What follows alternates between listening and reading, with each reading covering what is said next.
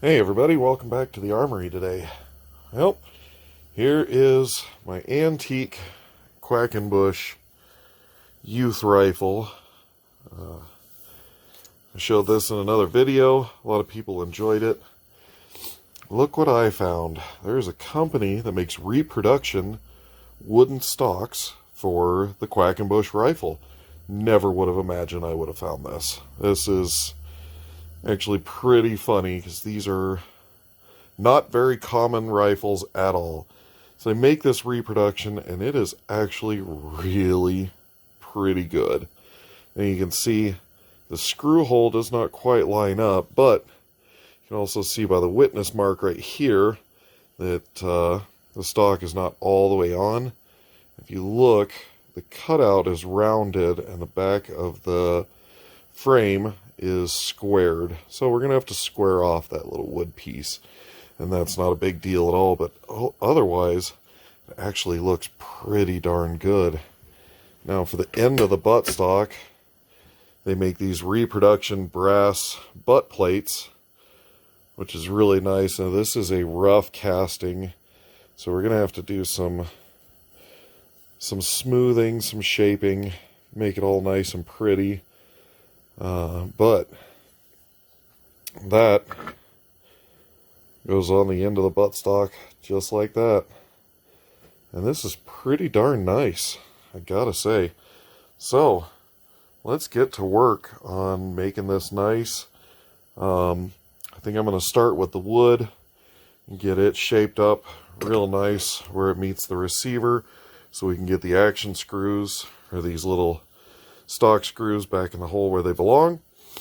And then we'll see about smoothing out the butt plate and we'll go from there. So let me break out some files and I'm going to square off this little cutout.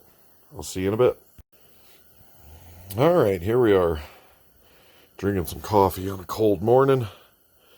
Now we've got this hole just about lined up.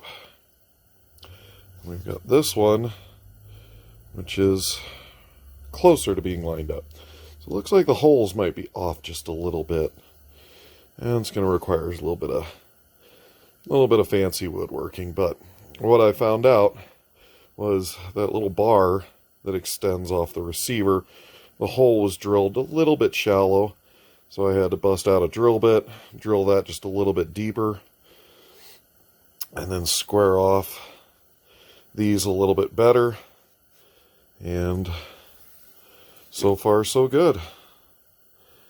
So a little bit more with the file and I'll be able to get that one screw in, and then I can work on this hole, which seems to be just a little bit off. So let's get this to where we can get that one screw in, then we'll adjust that. Then we'll need to adjust a little bit down here. The receiver's a little bit smaller than the width of the wood. Top is probably just a little bit of detail sanding and it'll be good. This one we might take a little bit more and do that. So let's get this one screw fitted in and then we'll work on the second screw. Alright, with just a couple of files, what we've managed to do, we've got the one screw in, and we've also detailed the bottom of this just a little bit with a file. Just to come down, you can see there's a little step. We'll smooth that out with some sandpaper and whatnot. Now we can see we're off by a third of the hole. So I'm going to address that real quick. My little rat tail file is too big to fit in that hole. So I think I'm just going to get a little drill bit and just hog that hole over just a little bit and see what we come up with. As always, be real careful working with wood because you only get one shot at wood, and yeah, it's really easy to mess up. So I'm just going to egg this hole a little bit and see what happens. Alright, hold on one second. Okay, just egging that hole a little bit. did the trick. We've got both screws in. Seems nice and happy. And so am I. So, let's take it off the frame and dress this up with some sandpaper. It's also a little spot, it's a little bump right here, which you can see that I want to dress down with some sandpaper. Other than that, I'm actually really happy with this stock. This is super nice for a gun that, you know, nobody knows about. So, let's take it off and dress it down with some sandpaper, and I really want to get this into some wood stain today. So, let's take it apart. Alright, with the 100 grit sandpaper, I've got some of the deep file scars worked out. I've smoothed over this little bump a little bit. So now let's switch up to probably around 220 grit sandpaper, and we'll get this real nice and fined out. And the rest of it is actually pretty much ready for stain. It's super smooth, and I don't see any sanding marks. So they did a really good job finishing this. Whoever made it for the company I bought it from. So yeah, let's get some probably some 220, and we'll finish this out and look at the stain. All right, here we are. Got it all detailed out nicely. Looks like all the scratches are gone. I think we're ready for some stain. So,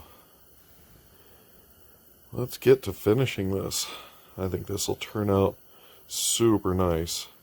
Now, once I get stain on this, I'm going to turn my attention to sanding all the texture out of this. See if we can get a nice finish out of it.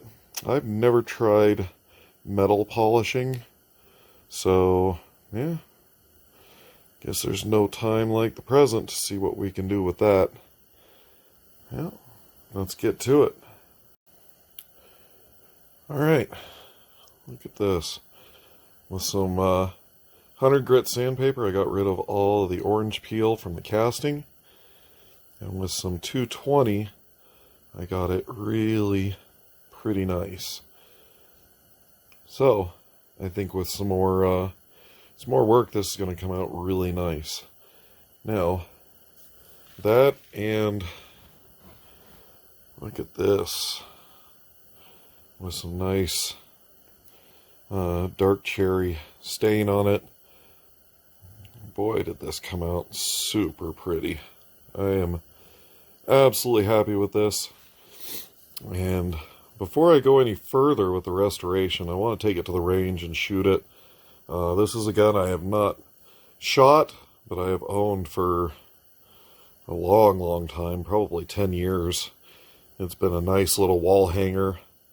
And yeah, I'm excited to shoot this. I got to get some screws. The holes are not drilled for the butt plate, but boy, this is going to be a super nice antique. This is definitely a really nice little antique. So there it is for today. Made a lot of progress. Huge thanks to JG Air Guns online. They do the stocks and the butt plate, and they actually have some parts for these old Quackenbush rifles. So thanks for watching, and I'll catch you on the next video. Have a happy new year. I'll catch you. Bye.